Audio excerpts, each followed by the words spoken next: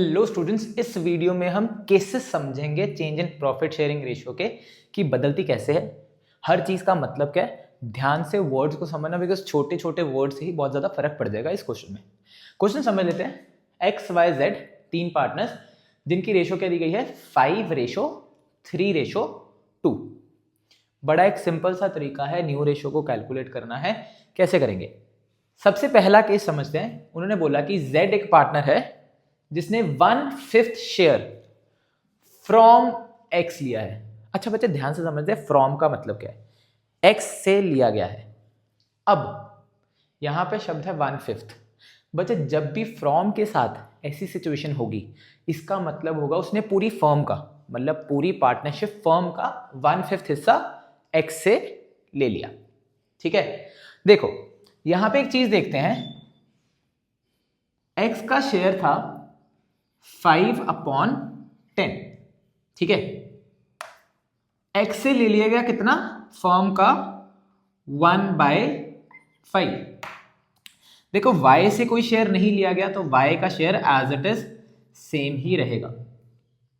अच्छा अब सिंपल सी बात देखो यार, बड़ी लॉजिकल सी बात है। अगर z ने शेयर लिया है तो अगर x का शेयर 1/5 से कम होगा तो z का शेयर उतने से बढ़ेगा भी। तो सिंपल सा सिनेरियो आएगा 2/10 प्लस 1/5। इसके बाद नेक्स्ट स्टेप में और कुछ नहीं करना, हमने बस एलसीएम लेके सॉल्व कर देना है, जिससे यहाँ पे आ गया 3/10, ये एज इट इज 3/10 रहेगा एंड ये हो जाएगा 4/10, जिससे आपके पास इनकी न्यू प्रॉफिट शेयरिंग आ जाएगी 3:3:4। ठीक है, that is their new ratio. First case बहुत ज्यादा आसान था। अब सवाल आता है z टेक्स, केस 2 में z takes 1/5 share equally from x and y। अच्छा 1/5 शेयर लिया गया फर्म का और बराबर हिस्सों में लिया गया है x और y से। पहले तो एक काम करते हैं, 1/5 के बराबर हिस्से करते हैं। ठीक है, मतलब उसको आधा आधा बांटना है, तो क्या मैं उसको हाफ से मल्टीप्लाई कर दूं, तो मतलब उसका एक आधा हिस्सा 1/10 होगा। और उन्होंने क्या बोला, आधा हिस्सा x से और आधा y से लिया गया। बड़ा सिंपल सा सिनेरियो हो जाएगा, x y z। x का शेयर पहले था 5/10, 1/10 उससे ले लिया गया, उसका शेयर रह गया 4/10। y का शेयर था 3/10, उससे 1/10 ले लिया गया, उसका शेयर रह गया 2/10।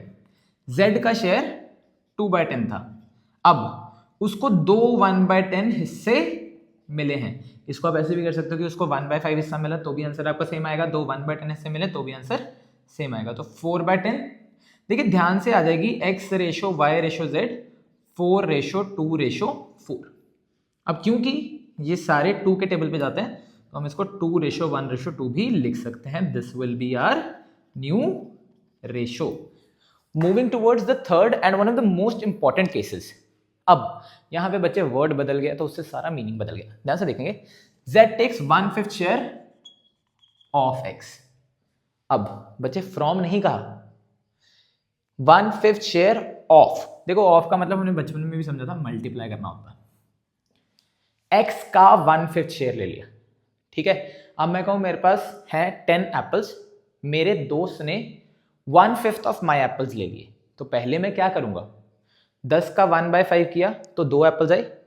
पहले मैंने वो 1/5 शेयर को निकाला, फिर मैंने अपने टोटल एप्पल्स में से उसको माइनस किया, मतलब 10 में से मेरे पास अब 2 रह गए, 2 निकल गए, तो बचे कितने, 8 एप्पल्स। बड़ा इजी सा कॉन्सेप्ट है बच्चे, ध्यान से समझना। ठीक है, z takes 1/5 share of x। पहले तो बच्चे जान लेते हैं x का शेयर था क्या 5/10।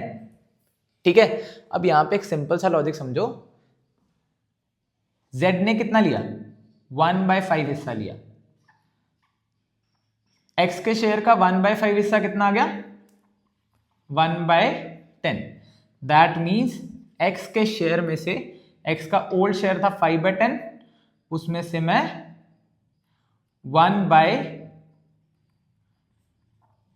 को क्या कर दूंगा, माइनस कर दूंगा, तो x का शेयर आ जाएगा 4/10। अब सिंपल सी बात है, अगर x का शेयर 1/10 से कम हुआ है तो z का शेयर 1/10 से बढ़ जाएगा। ठीक है, यहां तक समझ आ गया। अब यहां पे देखते हुए कहते हैं y ने 1/6 शेयर ऑफ y लिया।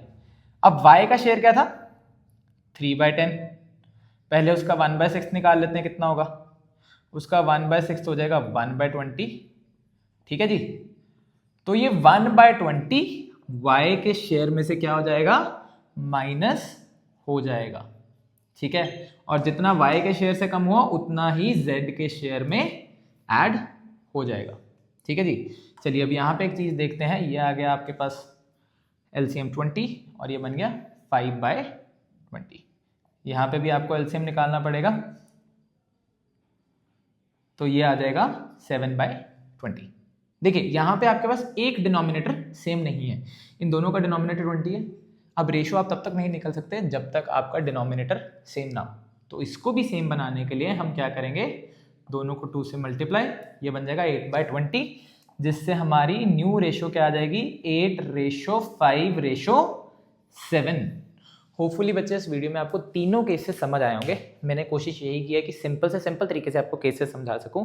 बाकी if you like the video, do subscribe to the channel and do ring the bell icon.